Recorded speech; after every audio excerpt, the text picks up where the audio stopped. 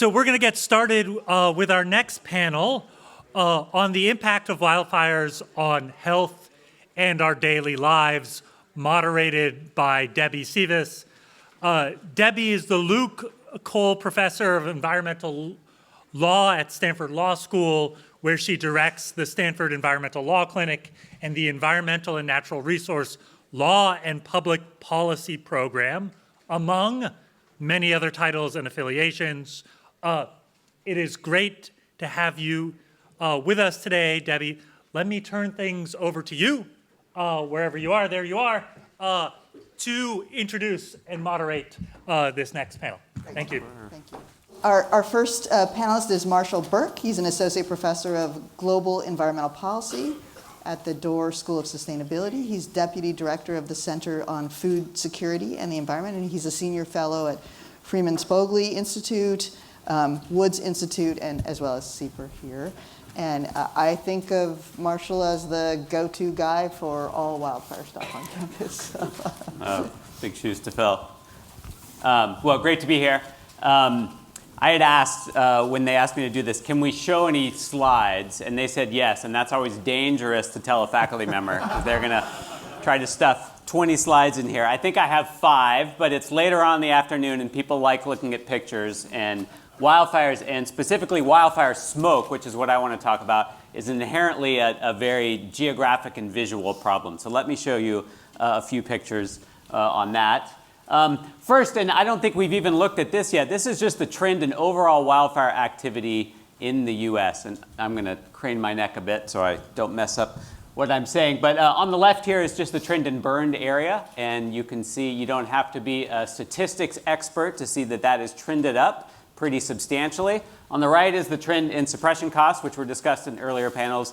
You can see also trending up very rapidly. And those two things are related. They're related in the obvious way. If we get more fires and we want to put them out, we need to spend more to do so. But they're also related in a more subtle way that's been talked about. The fact that we have been putting out fires has actually increased extreme wildfire activity. So what are the causes? 2 main causes. Again, these have been mentioned, but let me bring them together. One is our remarkable ability to put out fires. And we've been doing this now in earnest for about a century. We have not been letting fires burn. We have been putting them out. And as Scott pointed out before, and now decades of research have clearly shown, what this has led to is an accumulation of fuel in the landscape and more extreme wildfires in recent decades. So that's cause number 1. Cause number 2 is climate change. We're still allowed to talk about climate change. It's still real. And it is an important factor here. So on the right is the relationship between fuel aridity. Think of this as how dry the fuels are in the last 30 to 40 years in the western US, and the total amount of wildfire area burned. And as you can see, that's an exponential relationship, right? So a little bit more fuel aridity, much, much more area burned. So what climate change is doing is it's just walking us along the horizontal axis, right? On average, a lot of year-to-year variation. We saw that in the burned area before. But on average, we're drying out our fuels, right? And that leads to much more overall wildfire activity and much more extreme wildfire activity. So 2 main causes: putting out fires, drier fuels. What does this mean for air quality? So let me show you trends in air quality across the country. So on the left here is trends in PM 2.5 around the continental US. PM 2.5 is a key pollutant that we regulate in this country under the Clean Air Act. Inhaling it leads to a cascade of negative consequences. We don't want to inhale it. We have legislation that tries to improve ambient air quality around the country and has been remarkably successful. So if you look in the continental US there on the left, or regionally, and sort of blur your eyes, what you can see is mostly a downward slope through about 2010, 2015, right? And then something seems to happen in most of the country, most pronounced in the West, but you also see it in other parts of the country. That success slows and then starts to reverse, and reverse pretty dramatically, right, in the Northwest, in some years in the West, and also even in the South and Southeast, right? So is that wildfires? Is it something else? What's going on? So we've worked a lot on this, and let me tell you, it's wildfires, okay? So absent wildfires, and this is actually, we should celebrate the success of the legislation here. Absent wildfires, we would have seen a continued improvement in air quality around the country. With wildfires, that improvement and that success has stagnated and now started to reverse. So basically, all of the growth we've seen in pollution concentrations around the country are due to wildfires. This is a wildfire story, okay? So what does it mean? Let me show you some pretty pictures. Hopefully you can see the outline here. This is an annual time series, so we use satellites to measure where the smoke goes and measure the intensity of the smoke. And you can see this is in 2020, so this is a very bad year. You can see California start to heat up here in July and then later in August, right? So we're here in California, we think of California as the epicenter in some sense for wildfire activity and smoke exposure. But unfortunately, that burden is now much more shared. So 2023 was actually a pretty quiet year in California in terms of wildfire activity and smoke exposure.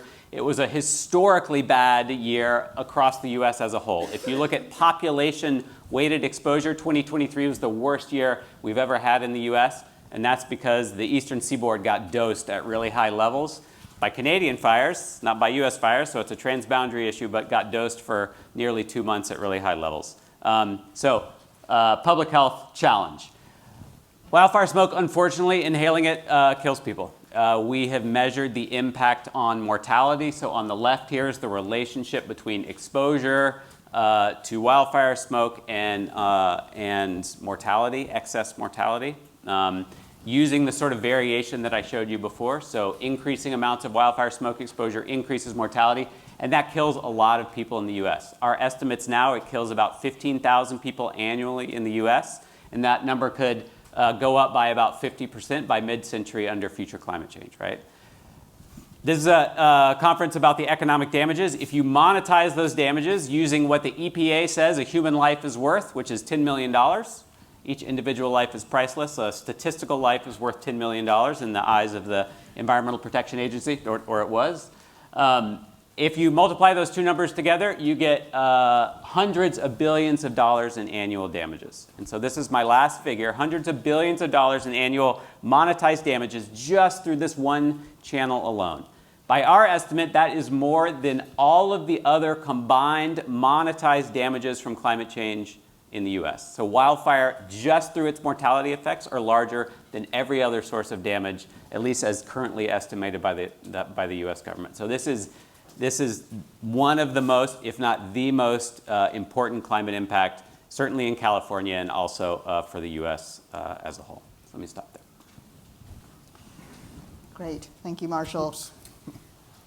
And so we're going to move on to Professor Chris Dykes, who's a professor of wildland fire and fuels management in the Natural Resources Management and Environmental Sciences Department at Cal Poly San Luis Obispo, where he's the resident wildfire expert. Professor Dykes is the current president of the Association of Fire Ecology. He heads the Wildland-Urban Interface Module of the California Fire Science Consortium, and he sits on the board of directors for the San Luis Obispo Fire Safe Council.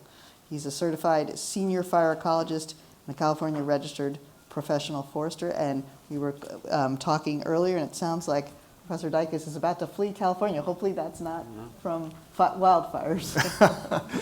We'll see. Well, I'm going to get to talking a little bit about that, just the trauma and the people, the trauma and just how it experiences. So truth in advertising, I am not an economist. I would consider myself a fire person. So what does that mean?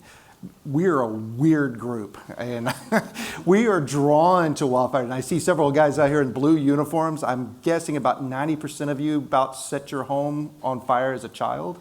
We're drawn to this thing. I literally set my first fire, a wildfire, when I was 6 years old. So I kind of had a long history of this.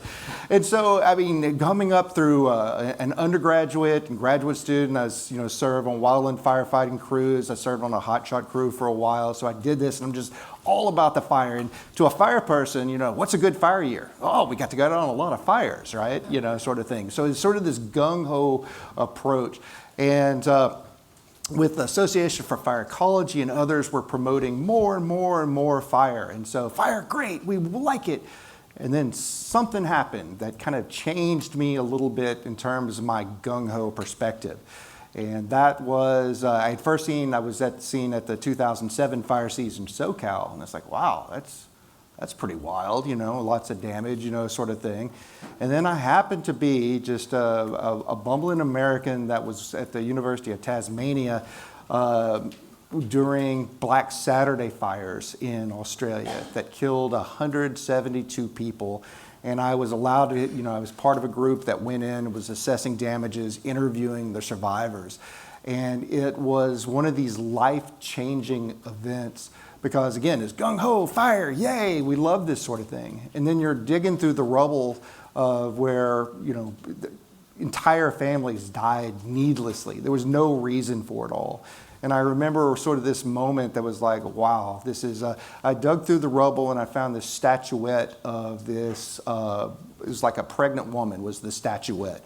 And I sitting there was just staring at it. And I started thinking about my own family. I'm looking at the destruction, 172 people died. Everywhere I looked, there was destruction. I looked up from my watch after looking at this thing, thinking about my own family. And that was like 3 hours later. And it was like this sense of trauma. And we weren't there during the fire event, but you're reliving these stories, these terrible, terrible stories of people, their events.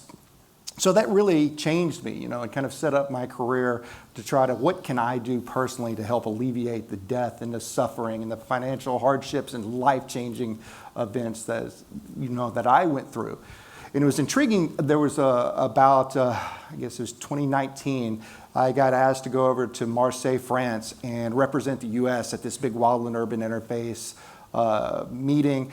And it was so intriguing that whether it was from California or from Canada, Australia, South Africa, South America, you heard the same story over and over again. It's like, wow, we had unplanned ignitions during a windy event that people were living in fire-prone areas in fire-prone homes. And just, it was so eerie. It didn't matter the ecosystem, the culture, the language, the hemisphere. It did not matter. It was the similar story. And it's like, wow, that was kind of eye-opening. So what I'm finding is with my own students is that they are significantly impacted and they want to make a difference. I love me some Gen Z. So it's some of you are like, what? That guy is crazy. But they are so motivated and they want to change the world. And so we changed our undergraduate major from forestry and natural resources to forest and fire sciences. And in 1 year, we had a 300% increase in applications because these kids hear fire. And it's like, well, what is it? Is that just something, again, we're weird people, we like fire? It's like, no, they are impacted by it. And I start doing these straw polls with the students. It's like, how many of you were impacted in some way? Like, you had to evacuate or your house or sort of thing. And I kid you not, 80% of our undergraduate students have been impacted in a serious way. And they want to do something. They want to make a difference. And so they're trying to find out that. And in fact, I was with one student, we're talking about her evacuation experiences. Like, we evacuated from the same fire, the creek fire. And it's like, well, she might have been in my way. I was probably yelling at her, get out of my way, sort of thing. So it's interesting that people are motivated and, they want to make a difference here. Well, in our experience and what I've seen out there, when I first got to California in 2001, sort of the mantra of CAL FIRE was to stop the cycle of repetitive losses, costs and losses. And I'm not sure we're doing so great with that. We can turn on just the slide real quick. Oh, wrong one. Almost there.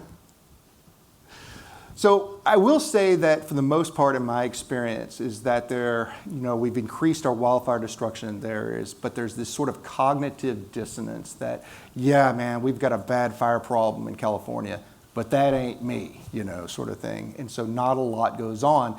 And if it's not right in their backyard, people, in my experience, doesn't matter if you're in NorCal or SoCal, it's sort of the same thing. That's someone else's problem. And even though it's like where I live, we don't have a fire problem. And I'm looking out and it's like, I see a 150-year-old chaparral that's meant to burn and we don't have a fire problem. We kind of do. And I bring up this picture. This is one of these one of those, you know, how you go through life and there's sort of an aha sort of a moment. And first of all, I will preface that this is not victim shaming at all. This gentleman lost all his belongings, everything in the Tubbs fire up in Sonoma County.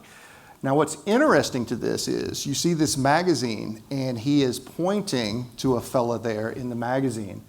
He's pointing to his 17-year-old self that fought the 1964 Hanley fire. Why is that important? The Hanley fire had the almost exact same footprint as the Tubbs fire that burned his house down. And he was a fire chief of a local fire station for a volunteer fire station.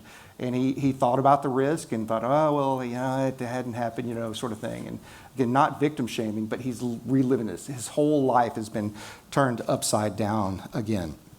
So we see this sort of thing. It's like, you know, this cognitive dissonance with residents. We see with agencies sometimes. I see that it's a real problem that these conflicting objectives, very good, wonderful objectives, in my opinion. I've seen it, but they conflict with each other.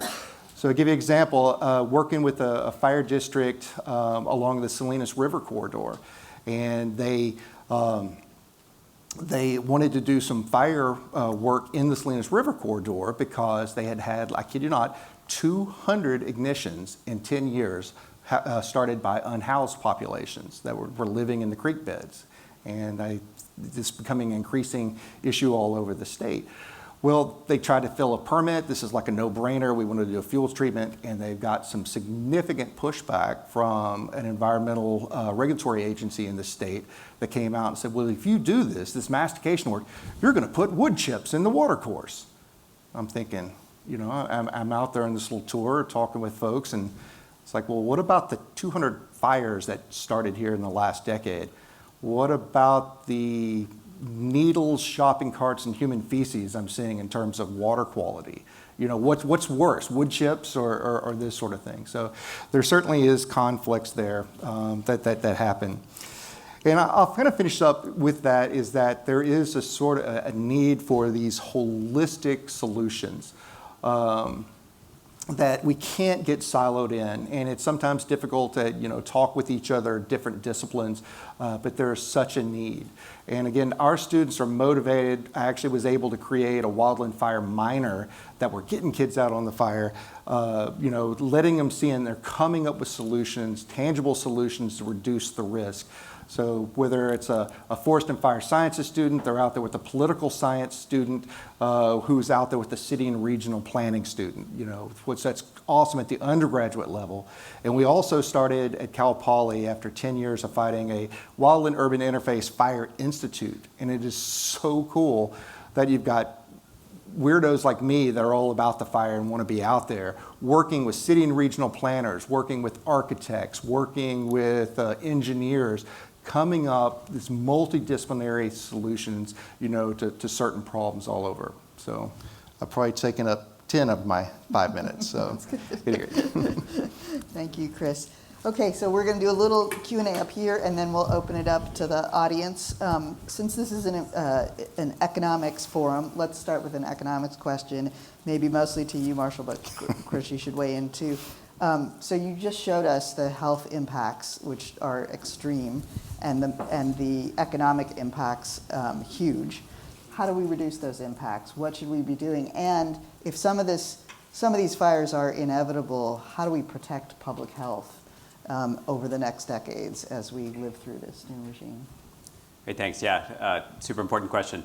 I want to emphasize that the health costs are certainly not the only cost. We call these part of the indirect costs. The direct cost, people losing their homes and livelihoods directly in damage in fires, is a clearly very important and very large other component of damages. So this is just one component.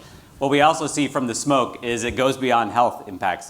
We see impacts on learning. So kids who are exposed to smoke have lower test scores in years of high wildfire smoke exposure. We see lower labor productivity for workers exposed to smoke. So it's not just excess mortality, the indirect damages also go pretty far. So what do we do to reduce these impacts? I think of things in 3 classes, right? So you got to go at the root causes, and we've heard a lot of evidence already on some of the ways to go at the reduced causes. So we need good fire on the landscape. We need landscape scale fire treatments that we can control that reduce the risks of uncontrolled extreme wildfire in the future. So fuels treatments of various types need to be dramatically scaled, and you heard a lot about that this morning.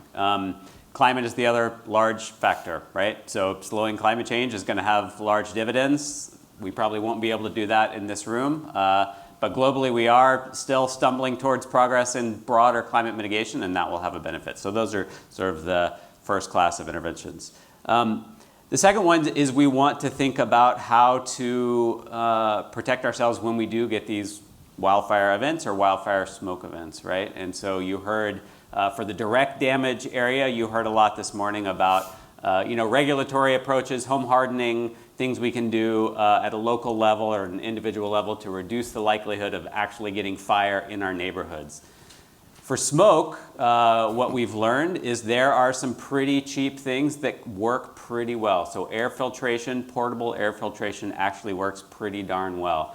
I run experiments that the literature is evolving on this. We do some of it on our own. When my kids go to school during a wildfire smoke day, I tell them to learn as best you can, and then I stay at home and I run little experiments in my house with home monitors and home filtration because honestly the literature doesn't tell us exactly how well it works, and so we're trying to contribute to this. It turns out it works really well. So if you have portable air filtration in rooms where you are, even in a leaky 1900s California home like I have, these things work pretty well. So there are ways to protect ourselves. We need to make sure that everyone who needs protection, and it turns out that's basically all of us, has access to this technology. Many of us in the room can afford it. It's a couple $100 for a good portable air filter, thousands of bucks for better central air filtration. Many people can't afford that, so we need to be able to make sure that all can access this technology. I did see, worked with a group in New Mexico where they actually got federal grant funding to buy these HEPA grade filtration center, and they gave them, allowed them for use for at-risk communities. And I thought they were just overjoyed with some of the results that they saw. And economically, that smoke is a problem. My wife during the Thomas fire actually went to the ER twice because of smoke. She's got compromised breathing, and they had filtration system there. And it economically had been cheaper to put on our airplane and send her to the French Riviera, I think. Than, Well, and maybe in some communities where individuals might not be able to afford these things, community resilience centers where people could go during smoke events. Mm-hmm. It feels like that might be part of it. These things are being piloted for sure. So there's subsidy programs for portable air filtration, and this is a research opportunity. These have not been well studied. They're pretty recent. So we've had community cooling centers for a while during extreme heat events, and now can we use those? Can we dual purpose those for wildfire events as well? And communities are certainly piloting that. We don't really know how well they work. They seem like a good idea. We don't really know how many people go, how they get used, and so that's important research here. Great. Well, let's turn a little bit. Krista, you spoke about bringing together students from different disciplines to look at these issues from their vantage point. And I think one of the things that I always see out there is that different agencies and different NGOs have different approaches, different cultures, different mandates, which seems like it could be a problem, right? So how do we bring all of those together to try to tackle this challenge? well, like everything in academia, it depends, right? And so it depends on the place. With our regulatory agencies, I know that we have in California, it's 20 years ago, it was very adversarial to get some things done. And it was more place-based, it was perhaps more personality-based. But it's intriguing that I go to so many of these meetings and that there's an agenda set. I'm going to talk about my thing. It's like, well, let's talk about our thing. And I'm happily seeing that is starting to increase more. Interesting, making the system work for you, give you a great example of how we kind of perhaps change the mind, is that we're wanting to do prescribed fires in our county, but we were getting pushback from Air Quality Control Board. Okay, well, that makes sense. Their job is to protect their air. I would argue that if we can control the wind direction and everything else, we can reduce the smoke, versus a wildfire. But they were very adversarial, but we had a very forward-thinking fire chief at that time that he increased their willingness to have prescribed fires in the county because they literally put these air control people, put a terror torch, which is like a flamethrower, and put them on the fire line and let them burn things up. And all of a sudden they went from adversarial to like, this is great. When can we do the next one? Well, maybe we can explore the prescribed burning a little bit more, right? So there's a lot of talk out there about prescribed burning and cultural burning. And Chris, you mentioned the air district being a barrier. I think there are many things that are a barrier. And what do we need to move that forward? And I guess the bigger question is, is that something that's scalable, that we can actually have an impact on the problem? Oh. Well, it can, I think, for smaller projects. The larger the project, I think it's a little bit more difficult because there are greater impacts. That said, it's much, everything else equal, it's cheaper to do it at a larger scale. So like some of these prescribed burns, we find that large areas, we can do it for cheaper, we can be more effective, we create these large areas. But one of the things we're seeing in California is because you all know it's very, very expensive. So some of these large ranchers, they're starting to subdivide.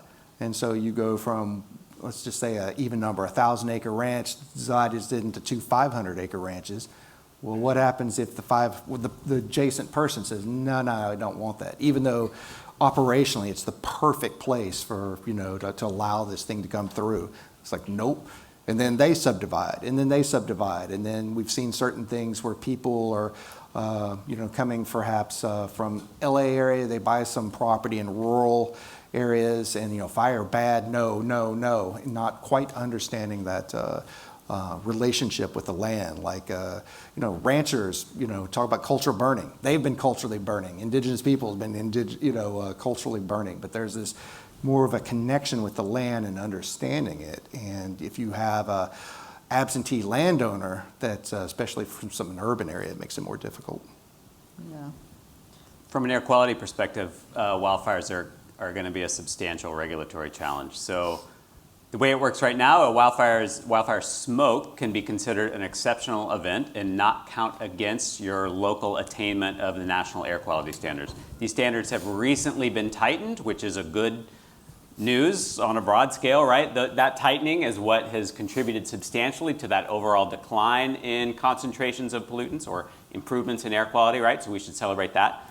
But what happens then when on top of that tightening, you get increasing wildfire smoke, which if counties can play their cards right, they can almost fully exempt, right? So counties then stay within attainment of these new laws, but air quality gets worse, right? So that's certainly not what we want. A challenge is that smoke from prescribed burning is not immediately exempted from air quality. It is an act of man, not an act of God, and so we're going to penalize ourselves for doing that. There has been some creative work by various regulators to try to get around that and to allow some exemption for prescribed burning. But, that is not thinking about how we'll have to do that at the scale of prescribed burning that California is suggesting, that Scott and Chris would tell us we need to do to get a hold of the problem, right? An order of magnitude, roughly more burning than we've currently been doing. That's going to generate a lot of smoke, right? And that is going to push localities out of attainment of the Clean Air Act and be a substantial regulatory problem unless we figure that out. It's very dangerous probably at this moment, probably at all moments, to relitigate the Clean Air Act, and so I don't think I'm suggesting we do that. I think we need to creatively work within the Clean Air Act to figure out how to do the sort of dramatic expansion of prescribed burning that we need. So just carrying that forward, right, thinking that there might be some reforms that would be helpful here, can the case be made that prescribed burning is the health impacts are lower if you did prescribed burning as a advanced mitigation as compared to the big wildfires? And do we have information about that? Is a topic my research group is actively working on. again, decades of work in forestry and fire ecology have shown benefits in terms of future risk reduction if you treat your fuels through prescribed burning or other measures. So we know it on average reduces future wildfire risk.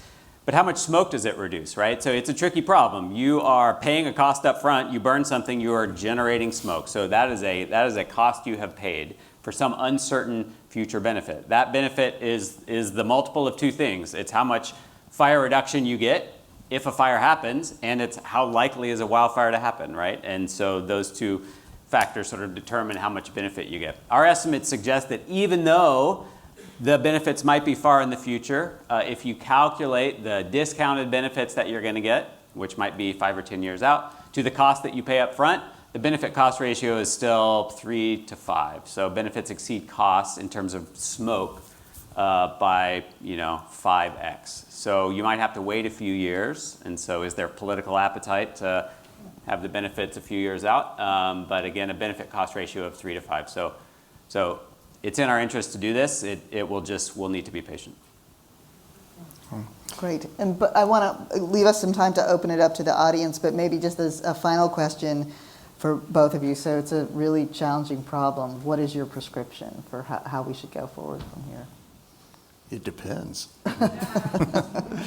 It so depends, in my opinion, just time and place. I have a friend that is former fire marshal in Glendale, and the approach that he took in his jurisdiction, Glendale's not a huge area, it's got a lot of people, literally would change within a quarter mile, the messaging, the things he had to do. Because of different demographics, housing density, housing ages, and whatnot.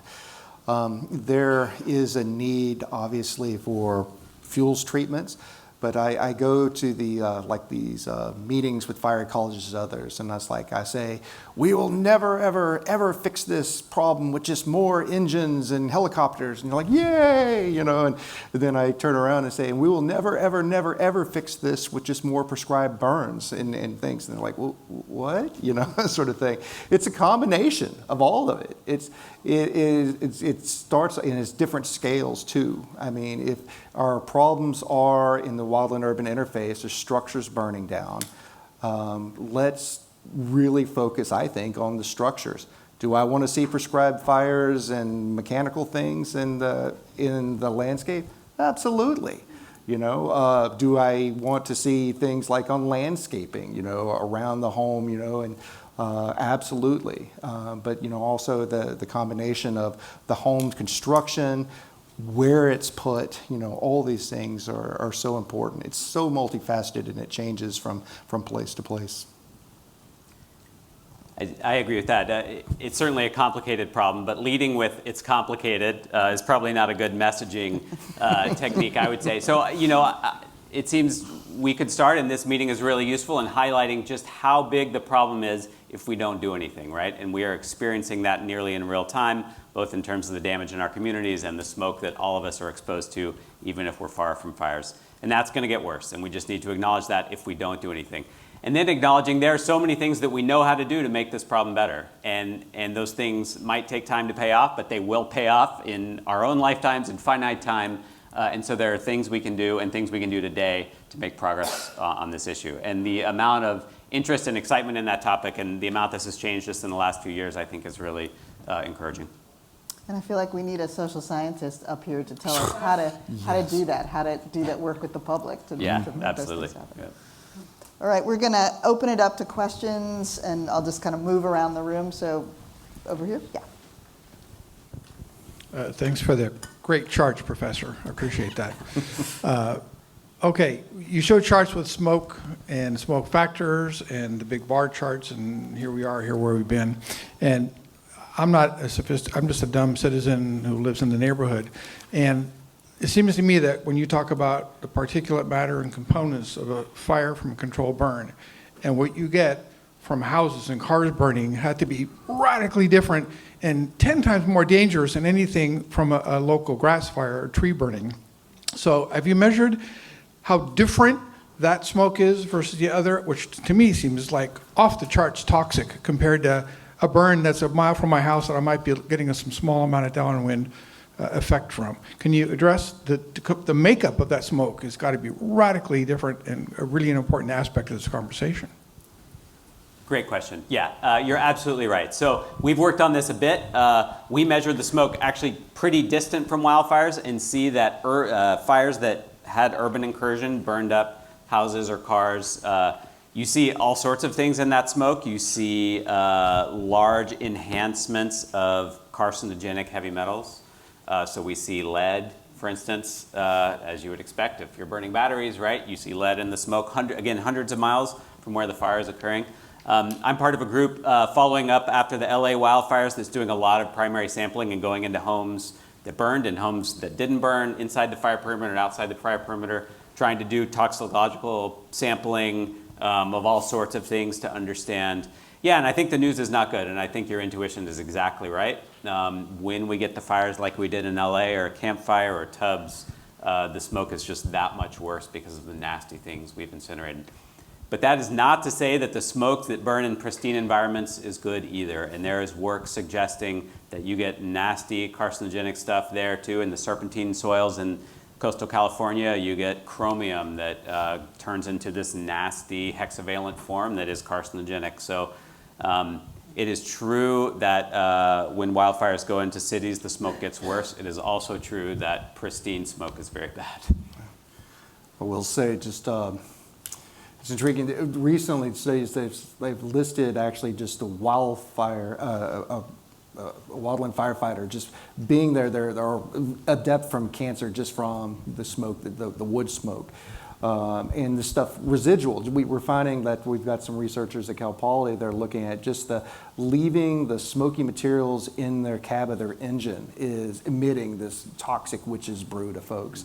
But the house thing, I got the first experience from it. It's like there was a fire that was there and the house was burning and I was coming through and it's like, I'm tough, I've done this before, and smoke's billowing out the window and I just walk through it because I'm tough. And I literally, within seconds, I was on the ground puking, because it was just, I could not get over just how accurate it was, that sort of stuff. It's terrible.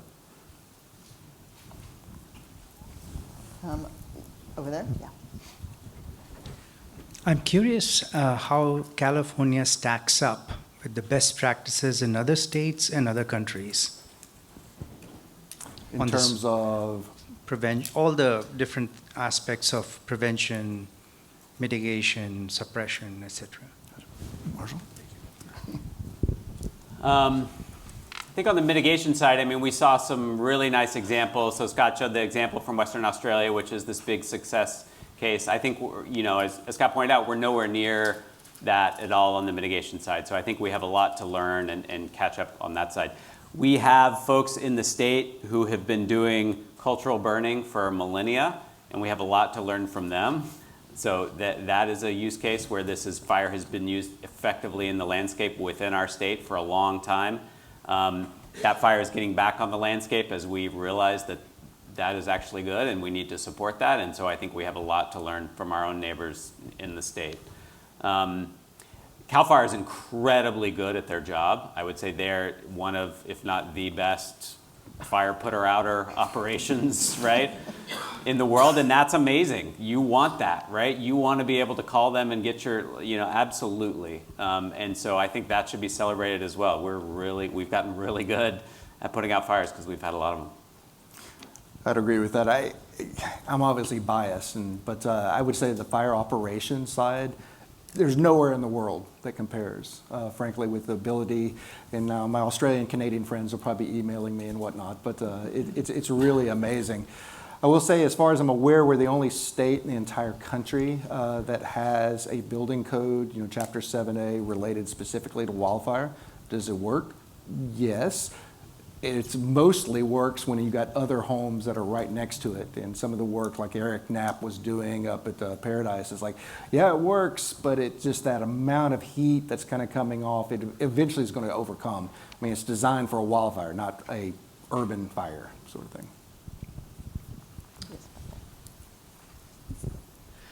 Marshall, Marshall, I kind of wanted to respond to you about something that I was curious about, is that you're talking about like the Clean Air Act, and you're talking about like the price that you pay for prescribed burns. And I'm just wondering, how do you factor into that, like the knock-on effects that are positive for air quality, such as like the carbon sequestration in the soil and the trees. So Yeah. I'm wondering how that plays into the factor of how much is this hurting or helping the air? Yeah, that's a great question. So the benefit cost ratio I estimated there was just in terms of the air quality benefits, and actually just in terms of the PM 2.5, one air pollutant. As fire folks will tell you, there are a lot of different air pollutants that we care about beyond PM 2.5, and so I'm probably understating the benefits.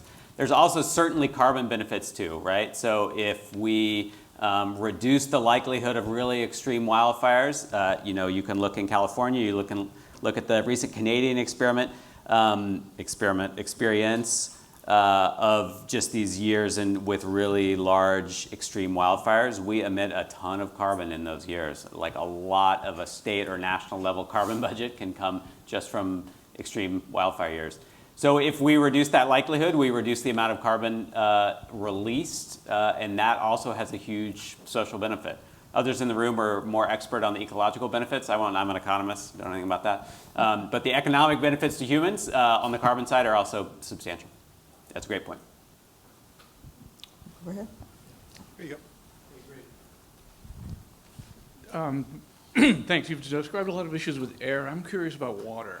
Like in San Mateo County alone, there's probably a dozen surface water systems for community watersheds. They get it off the creeks, the lakes, and whatnot. Many of them are currently at risk because of lack of interconnect. They can't get fresh water if their own water supply is damaged. And that's just this county, which is a wealthy county. Have you any information or studies on the effect of the cost of water purification for rural California for wildfire damage? Because as we know, the soil turns hydrophobic, you get different types of runoff, you get debris flow lasting for years. There's a significant cost to that. Yeah. So do you folks know anything about that? Well, I can say the answer is yes. Out there's significant impact, and I've seen it in a lot of places across the world where, that pristine stream should not look like chocolate milk, and it's not just where the fire boundary is, as we know, because just like smoke goes away, so does the sediment. And so I just recently finished up a project with the Hermit's Peak Fire in New Mexico, which burned extensive ways. So much deposition was coming down. In the city of Las Vegas, which was 10, 15 miles away from the nearest flames, they almost lost their only water supply because their entire reservoir, the drinking water reservoir, it was filling up with sediment. It was wild. So, and that's just one example of a lot that's out there. Yep, over here. Thank you. This question is for Marshall. I am wondering, you mentioned all smoke is bad if you ingest it, if you inhale it, but not all smoke is equal from prescribed fire and wildfire if they're burning homes. And I know that CAL FIRE has commissioned some studies to look at, what is the amount of PM 2.5 that is generated from prescribed fires. And my understanding is that it's not too much higher than the air quality standards. And so one could envision a future where we're burning right up to the standards, every day if we kind of meet that deficit for prescribed fire that we have.